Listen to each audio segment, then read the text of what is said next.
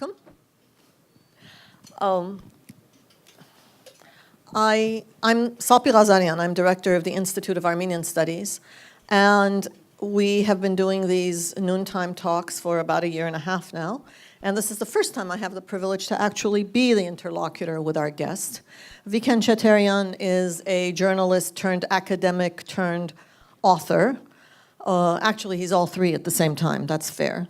He was born in Beirut, lived in Armenia during the early days of independence, and now lives, works, teaches in Geneva at Webster University and soon at the University of Geneva. Vicken has several books, both on the democratization, political movements, leading to the post-Soviet period in Eastern Europe. Also has a book on the Caucasus, but his most recent book, Open Wounds, is a book that chronicles and questions the last 100 years of Armenian-Turkish relations. In other words, the period of time post-genocide, and how that time period has evolved from the Turkish perspective, from the Armenian perspective, and to some extent also from the international perspective.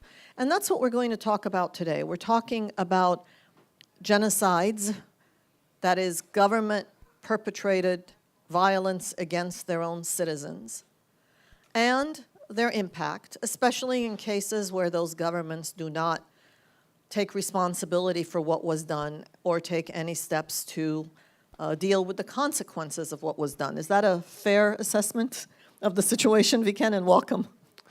Yes, Salpi, absolutely. So let's start backwards. Let's start with today. One of the hardest things I think we have to do in the international discourse is try to frame this question in a way that is very real today. We are both descendants of survivors. There are descendants of survivors around the world, in Armenia, certainly here in the United States, and we live with the impact in different ways every day. And that's not an exaggeration. It's not an emotional dramatization. It is what it is.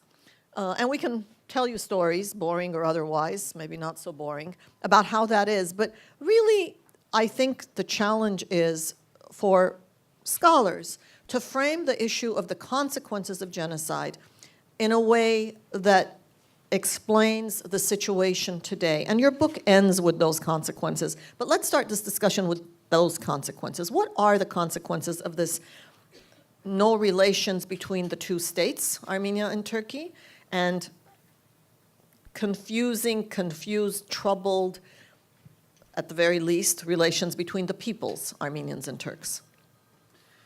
So when I started my research on open wounds, the question I was asking was, what happens when you have a major crime, the ultimate crime of genocide, and then both the perpetrator, but also in the international community, the perpetrator censored the memory of this event, but the rest of humanity was quite indifferent towards this event.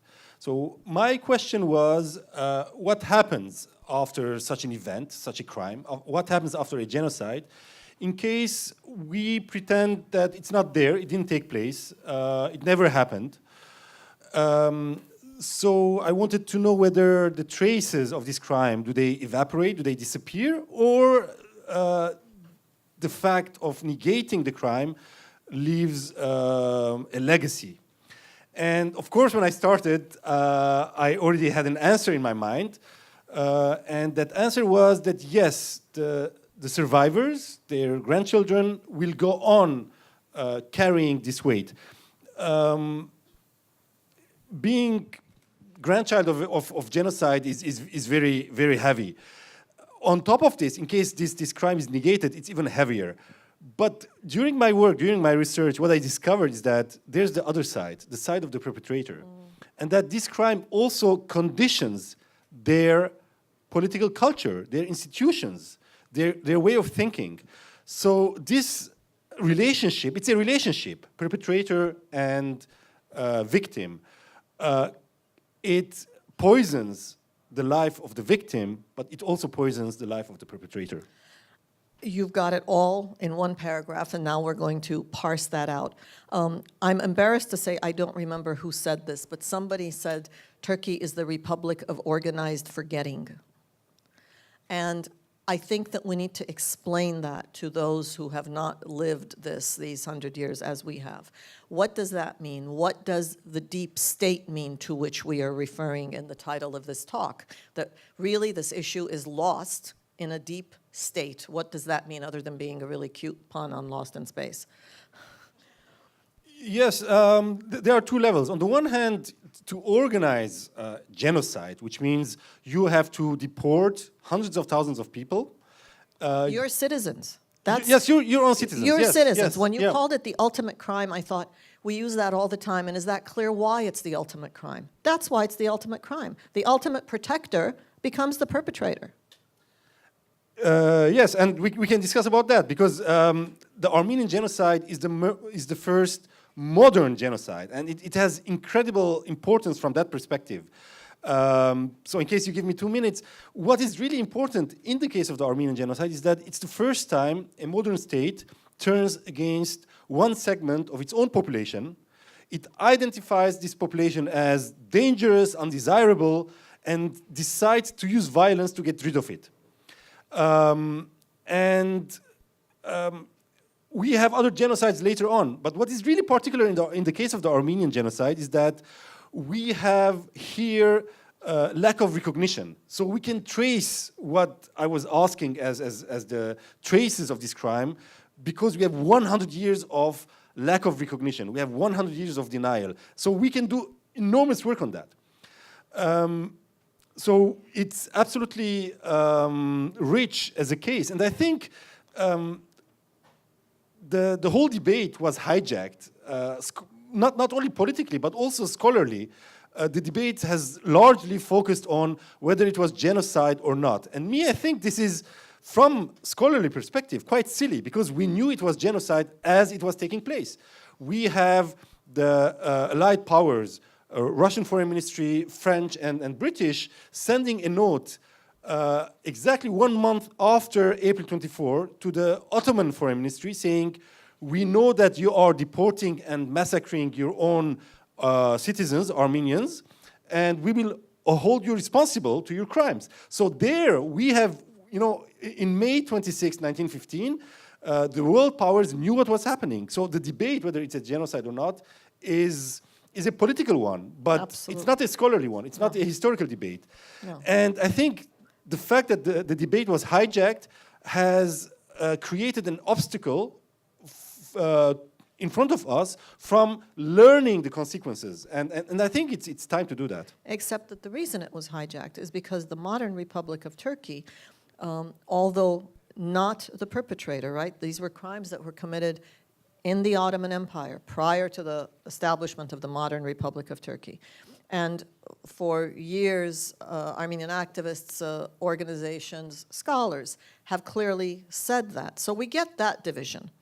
However, the modern Republic of Turkey and the deep state within that state has owned it. And that's where the resolution then becomes lost in a deep state. And what does that mean? As I was saying earlier, to organize deportations, massacres of hundreds of thousands of people, taking over their property, their houses, their bank accounts, needs organization.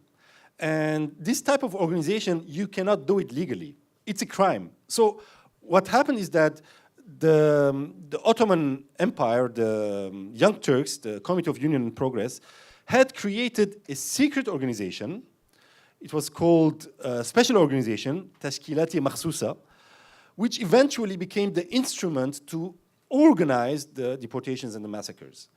So, and this organization survived in Turkey up to today, because That's the key to this. Because later on, when the Kemalists fought against the British, the French, and the Greeks, they were basically these people. They were the first to revolt against foreign allied forces occupying Turkey, because they were afraid that they will be brought to justice. And that was the main motivation of their revolt. So in Turkey, today, we have a continuity between the organization that was instrumental in the destruction of the Armenians, as well as the Assyrians and the Greeks, and the modern Turkish state as it evolved today.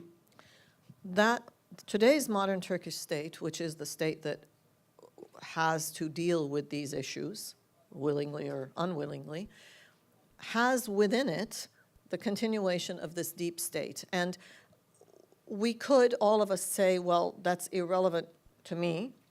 I'm an international person, and I think Ankara needs to take ownership of this and move on so that 100 years later, the country of Armenia and the country of Turkey, as well as the peoples, can get along. Yet within Turkey, there is this ongoing, constant conflict, outright conflict between the deep state and Turkish society, and sometimes Turkish leadership. So where does that put us? Where are we today with this deep state?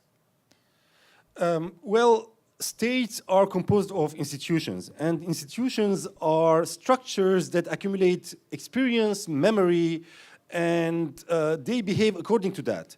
So this deep state, this organization that was in the heart of darkness, in the heart of the Turkish state, their experience comes from the 1915 genocide, among others. But the genocide is very important because what they concluded, what the Kemalists concluded, is that in case you have a problem with a social group, in case you have a problem with minorities, then you can use the instruments and the policies that you successfully used by deporting and massacring the troublesome group. So later on, they legitimized those instruments and they celebrated those criminals as national heroes. So there's continuity, there's a political culture which was established in Turkey, and I would venture to say, I haven't done research on this, but I would venture to say it's even beyond Turkey, because this was a common Ottoman experience, and I think we have links between what happened in the case of the Armenians and later on the modern nation states that emerged in Ba'athist Iraq and Syria. So there's a shared political culture which is being shaped with the experience of genocide, which is haunting not only Turkey today, but the entire Middle East. So there is a country that has governing structures, governing elites, within which there are institutions, legitimate institutions, that have not just continuing memory, but the continuing tools of managing domestic problems. And then you have a society that is a tabula rasa, a society that in 1926, with the new alphabet, basically was cut off from the history of its past. And so today we have this republic of organized forgetting on the one hand, and those in powers of authority having inherited the instruments of continuing violence. So outside of the Armenian question, forget the Armenian issue and issue of Turkish-Armenian relations. What does this do for Turkey, for the development of Turkey, and for regional relations? How does the issue or the non-resolution of the issue contribute to this continuing tension within Turkey? I think the best answer to this question is to take the Kurdish issue in Turkey. The Kurds were considered to be part of the ruling nation, ruling millet in Ottoman context. And they were also instrumental in the destruction of the Armenians and the Assyrians. But once the Armenians and the Assyrians, the Christian populations of what is today Eastern Turkey, are not there anymore, we see that we have a new problem emerging. There are no societies without minorities. There are no societies without having differences. And the problem with genocidal destruction is that it negates the idea of being different. And once the new republic was established, it had to create its own new differences. And there we see that the new minority has become the Kurds, who only a decade earlier, they were part of the ruling millet, the ruling nation, and they were part of the project of genocidal destruction. And we see that in the 1920s and the 1930s, we have a series of Kurdish revolts and massive repression by the Turkish army. Of course, the most important example of that is the Dersim deportations and massacres that the Turkish army perpetrated in the late 1930s. So in the case of the Kurds, and there we have also a perfect example of denial. In Kemalist Turkey, Kurds simply did not exist. So the state denies their identity, their existence. They were simply mountain Turks who spoke a corrupted Turkish. This was the official propaganda. So the state denied even the existence of Kurds. And we see where it took us today. And we see that today we have yet another cycle of violence taking place on the same land, this time between the Turkish army and Kurdish guerrillas. Turkey is a modern democratic republic. That is what is touted, and that is what Turkey, for decades, in many ways tried to be. There are elections, there is a parliament, there was a president with some balance of power. What is it going to take for Turkey to recognize that it has not just historic issues to resolve, but current issues to resolve with the Kurds, with the Armenians? It's a democratic country. What's the problem? Yes, Turkey, I mean, the Armenian genocide, it's part of the process of Turkish modernization attempts. Yet, we know that modernity has produced many different things. Among these different things is fascism in Italy, Nazism in Germany, and Committee of Union and Progress in the Ottoman state. And the Turkish case is quite interesting because it's the first of those models with the 1908 revolution. And what we learn from this case is that modern states are very powerful instruments. They are much more powerful than any states and empires that precedes them, and that the concentration of power in the hands of one single party, one single Führer in a modern state can be extremely dangerous because 20th century is full of such examples where a state led by an ideology wants to modernize itself, but it ends up destroying part of its own population. And it's not any part of its population, but paradoxically, we are talking about the destruction of the most advanced segment of the population of Turkey. Those who were deported and massacred were the urban bourgeoisie, were the people running banks, engineers, and the parallels with the Holocaust are not lost. The parallel with the Holocaust is not lost, but also there's another parallel with Stalinist Russia. Stalin also wanted to create post-modern, post-capitalist society. And on the way to realize his project, he destroyed Russian, but also other Ukrainian, Armenian, Georgian, Azeri intelligentsia. So this is the paradox of the 20th century. Modern states with modernizing projects, destroying the best, the most intelligent, the best educated part of their societies. Because in that process of modernization, the institutions had not become solid enough, and the ruling elite had not become comfortable enough with the idea of democracy, rule of the people, and sharing power, that as soon as that started, they were threatened and found solutions one way or another. What would have happened if Germany today was in the situation of Turkey, that is not recognizing that which took place over half a century ago now? What would have happened? Because I think there's no other way to understand really what we're saying and what we've been saying and what we'll continue to say until we can make that parallel. I think in case Germany had not faced its own heart of darkness, its own dark past, not only Germany would have been different, but whole of Europe would have been different. And I mean, just imagine in case we had celebrated Nazi Germany and its achievements, quote unquote, as heroic. In case we had thought that Adolf Hitler was a national hero that modernized Germany and made incredible achievements.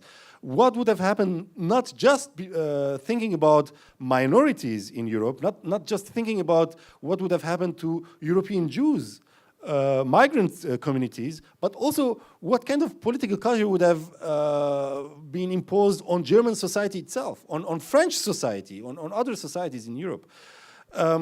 But this is what happened in the Middle East. What we did in the Middle East was to tell Arab, Muslim societies that the best model to modernity is Kemalist Turkey. I mean, this is equivalent to, imagine that in the 1960s and 70s, people had gone to Portugal, Spain, Italy, Greece, I mean, Southern Europe, and had told them, you want to modernize, follow Nazi German model of modernization. I mean, I think things would have been very different from what they are today.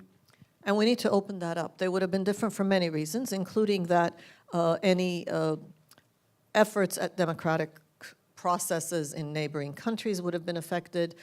In the case of Germany, we should probably take the example a little bit further. In the case of the Turkish leadership, there are schools, streets, airports named after both the perpetrators and the continuation, right? I mean, that's so hard to conceive of.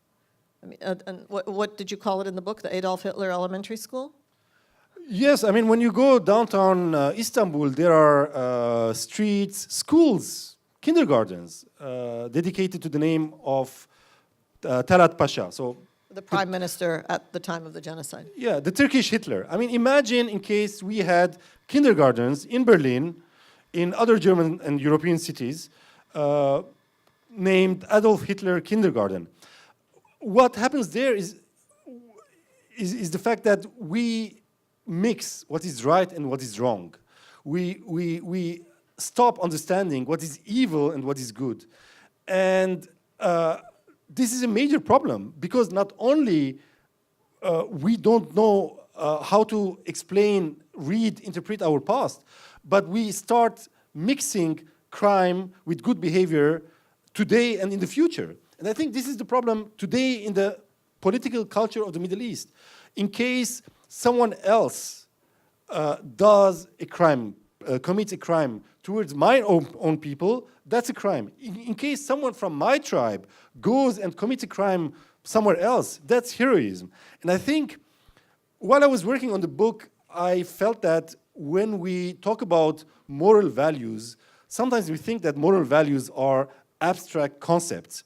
While doing my research, I felt that moral values are very hard, concrete elements that shape our social reality in a way which is incredibly real. It's not abstract. It's not something which is far away from our daily concerns and daily life.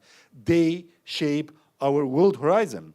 And in case we mix the good with evil, then the consequences are What we dramatic. have today in the world. Exactly. Your book is titled Open Wounds, and I think, is the book here? Is the bookstore? No, but the books, the bookstore, okay, we've got books here. We talk about open wounds, and we assume that is a psychological, emotional descriptor.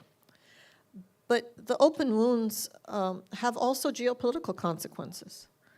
Would you talk about that in the region, beyond? Yes, I talked about the Kurds a bit, but I want now to talk about the Karabakh conflict. When I was a young reporter and I went to the area for the first time in '92, my take was that the Karabakh conflict had nothing to do with the Armenian genocide, with Armenia-Turkey issues. I saw it as part of the legacy of Stalinism, of Soviet failure, and for many years I studied it as a part of post-Soviet conflicts. Karabakh was like Abkhazia, was like Chechnya, so it belonged to that part of the world. We should very briefly say that Karabakh is an enclave in what was Soviet Azerbaijan that was majority Armenian, and when Gorbachev talked about perestroika and opening and restructuring, the Armenians believed him and sought autonomy, separation from Azerbaijan, which of course led to a huge military conflict, and today it's a continuing political conflict. So that's the Karabakh conflict. Is that fair? Absolutely. Okay. And So- now, 25 years later, I more and more come to the conclusion that there's very strong continuity between 1915, the genocide, and its denial and its negation with the shaping of the Karabakh conflict. The Karabakh conflict, when it started, it was a political conflict. Armenians living in Karabakh wanted to change their political system. And 1 week later, they were faced by pogroms. They were faced by violence.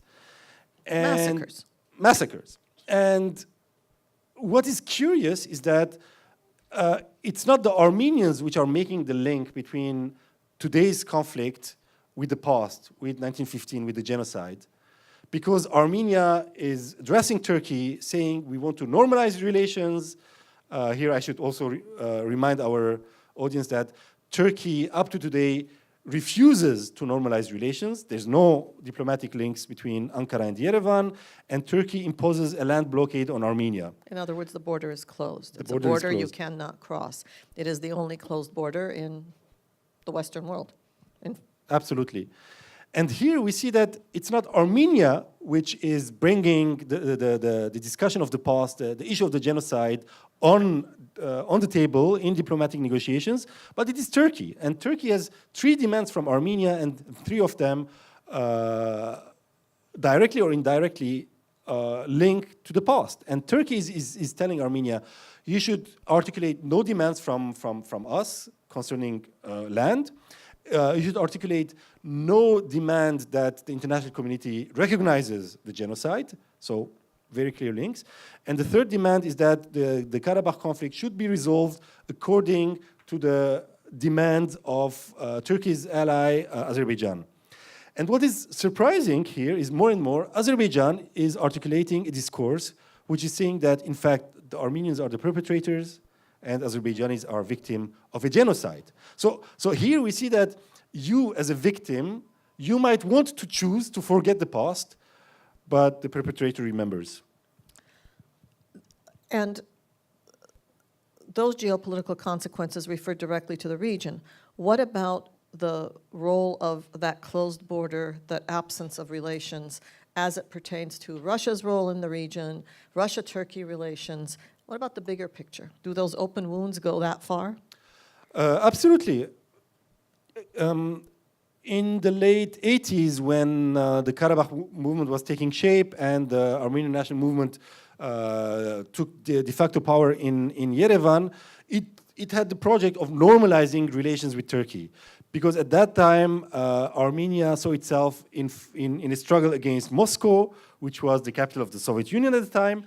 And it had all the interest to have normal relations with Turkey, and it saw Turkey as its window to the West.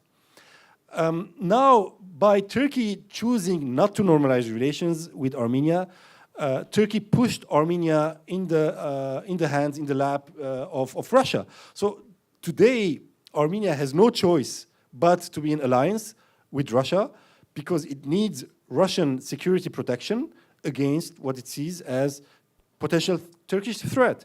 So geopolitically, Turkey, by choosing to be completely pro-Azeri in the Karabakh conflict, it strengthened Russian influence over the South Caucasus.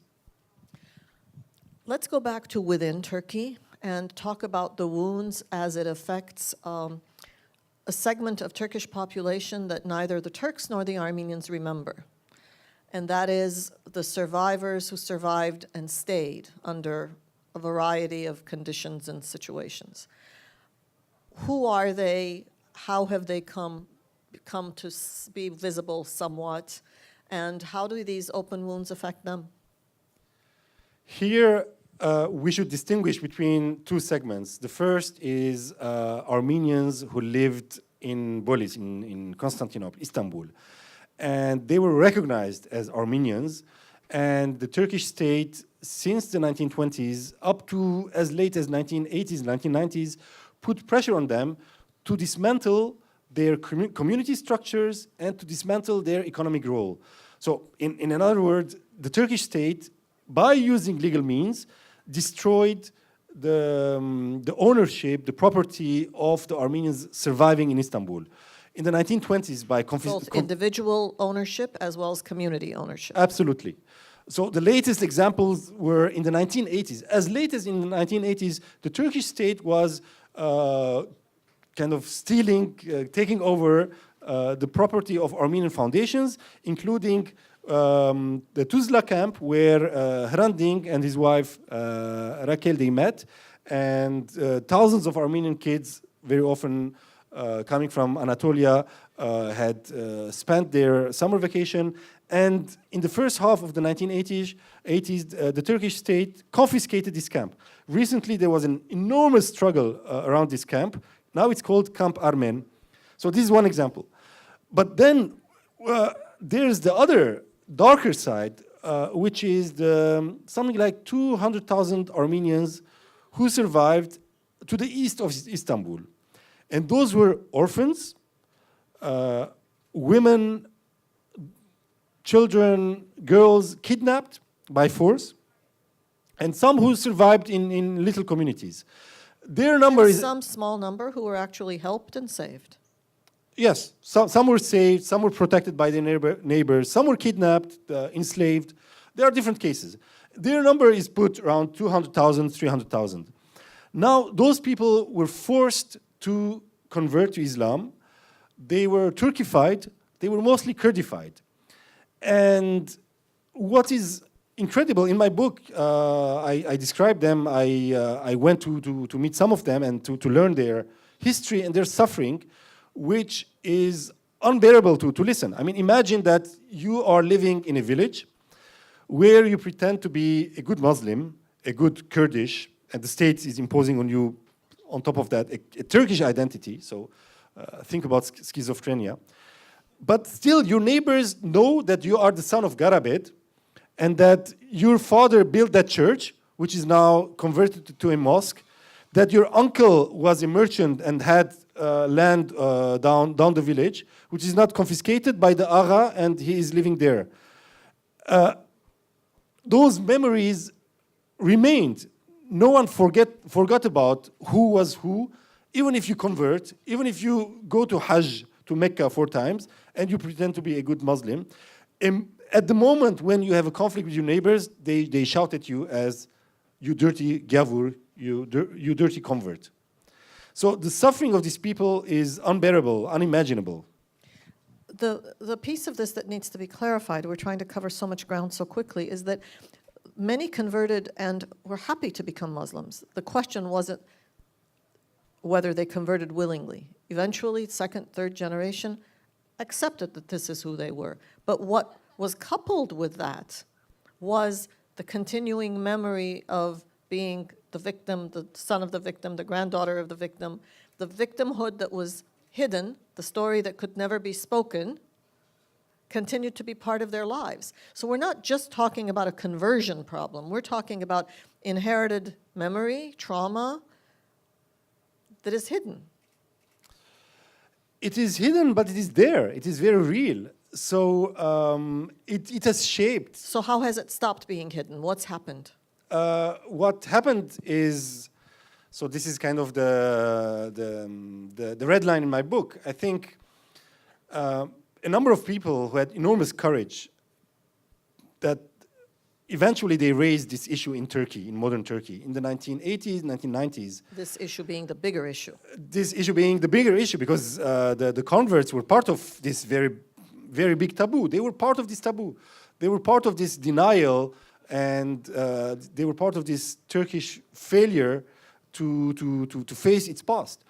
So a number of people understood the importance of this issue. And here I want to mention 3 people.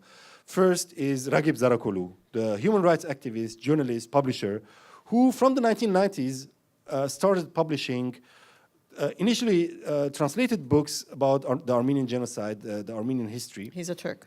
He's a Turk. Ragib Zarakolu is Turk. He recently left Turkey to live in Stockholm. So in the last 3 decades, he suffered enormous repression, violence. Their offices were bombed. His wife was imprisoned many times. Himself, imprisoned. When I met him, his son was in prison. And still, he understood the importance of this issue, the importance of challenging this taboo for the health of the Turkish society overall. The other person is Taner Akçam, of course, who himself was political asylum seeker in Germany, and only in Germany he discovered the heritage his country had. And he told me, Vicken, you know, we knew everything about, he was a leftist activist in Turkey. He told me, we knew everything about Vietnam, the Russian Revolution, Cuba, but we did not know our own history. He first discovered the Hamidian massacres when he was working on a research project on torture in Turkish history, and later he was shocked to discover that there was a genocide in his own country. And starting from the 1990s, Taner kept on writing about this issue, and he opened a new space in Turkish academic circles where today it's not possible anymore to be a scholar in Turkey, to write about this part of history and not to face this taboo. And of course, the third person is Hrant Dink. I get emotional each time I talk about Hrant, so yeah, I hope I will be able to talk about him. He deserves it. It's okay. Yeah, you'll put up with us. Hrant is the first Armenian who claimed to have a public role in Turkey as an Armenian. Before him, there were many Armenians who did political, cultural, scholarly work, but they did that not as Armenians, but as Turks. No one knew that they were Turks, that they were Armenians, even if they were party members, they struggled for whatever cause in Turkey. And Hrant is the first who said, me, as an Armenian, as a Turkish citizen, I have the right to talk to the Turkish public opinion as an Armenian. And he said, brother, I want to talk to your conscience. There were Armenians here. You see that ruins of a church. So it means that there was a community here. They are not here anymore. What happened to them? And he slowly opened one taboo after the other, and then he clashed with the biggest taboo, which was the fact that thousands of Armenian orphans were Turkified. It goes back to the other question. And he published an article in 2004 about Sabiha Gökçen. When you go to Istanbul, there are 2 airports. One is Atatürk Airport on the European side, and on the Asiatic side, there's another airport called Sabiha Gökçen Airport. So Sabiha Gökçen was an orphan adopted by Mustafa Kemal Atatürk, and she is part of the this Atatürkist, Turkish nationalist icons to be celebrated. She was a woman who became a pilot, even a military pilot. So she's celebrated as, you know, these heroic figures. The only problem was that she had a hidden past, an Armenian past. And Hrant wrote about this. And I think this was the reason why he was assassinated later on. And Hrant is a biblical figure for me, because just like in biblical stories, he became a sacrifice. He became a martyr in that sense, because the moment he was crucified, the moment he was assassinated, his message passed to the Turkish public opinion. After he was killed, just in Istanbul, 100,000 people took part in his funeral, carrying slogans, "We are all Hrant Dink, we are all Armenian." There aren't 100,000 Armenians in Istanbul, so those 100,000 were not from the Armenian community. On the contrary, they were Turks, Kurds, Cherkess, Albanian, whatever. They were from the different segments of Turkish society. They were Islamists, secular, nationalists, socialists, whatever. But they recognized that the assassination of Hrant touched something deeper, touched something very deep in their own conscience. And that's why they came out. And my feeling is that each time I talk to Turkish colleagues, Turkish friends, they talk about Hrant as if he's there, as if he's part of their lives. And later on, I asked them, yeah, when was, in what circumstances did you meet Hrant?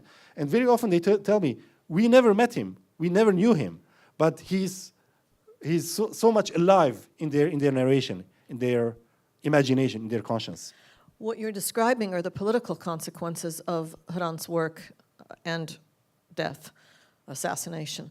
It's worth mentioning the other effect of the Sabiha Gökçen article, that is, when there is a public piece that says, this heroine, this person, the daughter of our hero, was Armenian, and that fact was hidden. That, coupled with the fact that already this was 60, 70, 80 years, 70 years after the genocide, that was in some ways cause for others to start talking about their past, right? I mean, you're nearing your death, and tell us about some of those stories. Absolutely. For example... and that's how we will end. My grandmother. Fethiye Çetin. Fethiye Çetin. So Fethiye Çetin is a lawyer, and she was the lawyer of Hrant. And she also had a story in her family. She had a grandmother, like so many others. And her grandmother told her story to Fethiye very late in her life. And when Hrant published the Agos article about Gökçen, he was attacked by articles, by nationalists. He was brought to court many times, so he was being tortured. And Fethiye Çetin wanted to say to the public opinion that Hrant's story about Gökçen is not the only one. Me, in my life, my grandmother had a similar story. And she wrote the book because of that. And the book became a bestseller. It sold thousands of copies in Turkish. And many people after that, they came out to her, they contacted Fethiye and saying, I have a similar story, I want to talk to you. So the taboo was broken because of the work and the courage of Hrant, of Fethiye Çetin, and later on many others. So today, Turkey, this has become a literary genre. There are so many memoirs, so many books about grandmothers, grandfathers having an incredible story. I mean, read this book. It's so touching. My grandmother, Fethiye Çetin. It's incredible. It's been translated to 11 languages. The English translation is by Maureen Freely, who was Orhan Pamuk's translator. And don't watch Saturday Night Live one night and just read this. It's about the same amount of time, and it will stay with you. So we've talked about, two books. We started talking about Vicken Cheterian's Open Wounds, and we've concluded by mentioning Fethiye Çetin's My Grandmother. There are many books in between. This is a topic that we will keep visiting because it's an issue that still needs resolving, and scholarship has become so fascinating in the various ways in which it tackles this. So thank you for taking this in a whole other direction and really writing about these last 100 years and not just about the history that caused it. And thank you all for listening to us. This will be up on YouTube very shortly. Please share. Thank you. Thank you. Thank you, Salpi.